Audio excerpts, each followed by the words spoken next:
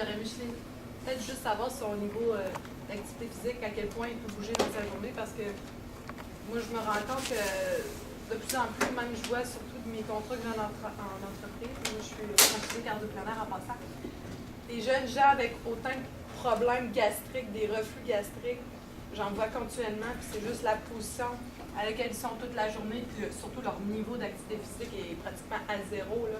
Ils vont prendre l'ascenseur, tu sais, je ne voulais pas d'augmenter juste un 20 à 30 minutes d'activité physique, ça peut faire une différence dans l'équation de je veux plus avoir ce problème-là. Des fois, les gens s'en rendent pas compte.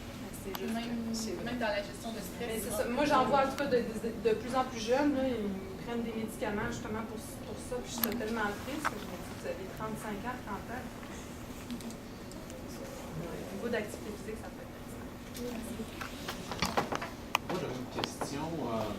C'est pas un commentaire par rapport à ce que je fais dans mon travail, à ma clinique, mais j'aurais plus une question au niveau, ça veut dire que c'est un manque d'une bactérie au niveau du système intestinal qui va finir par créer éventuellement l'intolérance au fromage.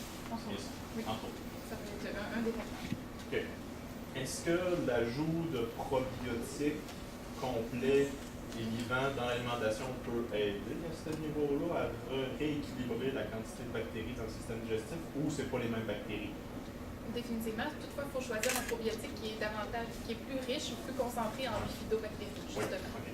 Okay. Puis, là, il y a des compagnies X, admettons, qui ont les bons produits de ce côté-là. Par contre, une fois qu'on prend un probiotique, les bactéries, faut les nourrir, c'est vivant. Donc, comme on doit les nourrir, c'est important de manger beaucoup de fibres, puis d'avoir une bonne hydratation pour que ces fibres-là fonctionnent bien. Donc, c'est un tout, effectivement. Oui, c'est des choses qu'on va travailler.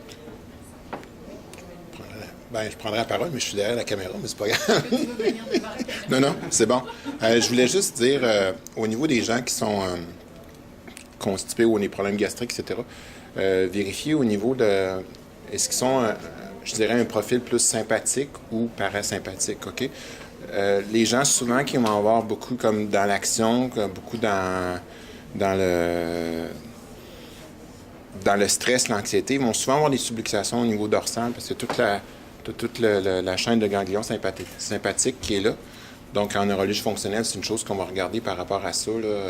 Souvent, même, les gens arrivent plus souvent... En fait, quand ils sont en maladie, les gens, souvent, sont en action. C'est le parasympathique qui fonctionne mal. Le sympathique a pris le dessus. Donc, vraiment, c'est une approche que j'ai en neurologie fonctionnelle, que je fais en chiropratique, là, par rapport à ça.